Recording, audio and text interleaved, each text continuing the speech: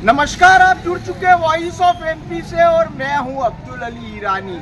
आज ट्रेड यूनियनों द्वारा भारत बंद का आह्वान किया गया है। ट्रेड यूनियनों द्वारा हड़ताल की गई है जिसमें देश भर के 25 करोड़ कर्मचारी शामिल हो रहे हैं, जिसमें मुख्य रूप से बैंकिंग संस्थाएं, पोस्ट ऑफिस, सार्वजनिक परिवहन, बीमा कंपनियां, आउटसोर्स के कर्मचारी आदि शामिल हो रहे हैं। नीमच में भी हड़ताल का आह्वान किया गया है, लेकिन हमारे द्वारा देखा जा रहा है कि पोस्ट ऑफिस, बैंक वगैरह की सेवाएं चालू है। अब इसमें कितने कर्मचारी शामिल हो रहे हैं ये देखना होगा, लेकिन चूंकि मुख्य जो है बैंकिंग सेवाएं, पोस्ट ऑफिस और ये सभी लोग शामिल हो रहे हैं। और यहाँ से नीमच में ये बताया जा रहा है कि अभी थोड़ी ही देर में गांधी वाटिका से जो 28 ट्रेड यूनियन के लोग जो है इसमें शामिल हो रहे हैं, जिसमें बिजली विभाग के आउटसोर्स कर्मचारी भी शामिल हैं।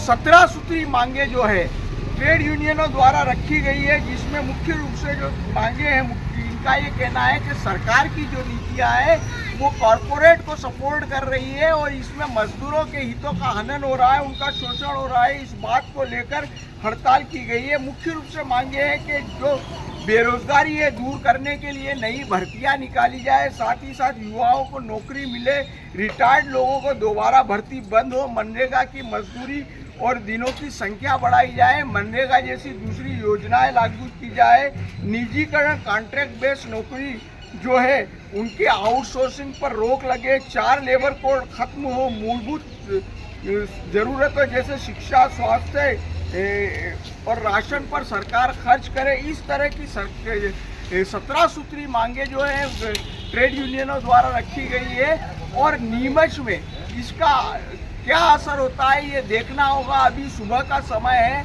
और ये जो संस्था है, बैंकिंग की बात करी हमने, बीमा कंपनियों की बात करी या पोस्ट ऑफिस की बात करी, तो ये अभी खुले तो है, लेकिन इसमें कितने कर्मचारी हिस्सा ले रहे हैं ये देखना होगा। वॉइस ऑफ एमपी के लिए मेरे सहयोगी विनोद गुर्जर के साथ अब्दुल अली ईरानी।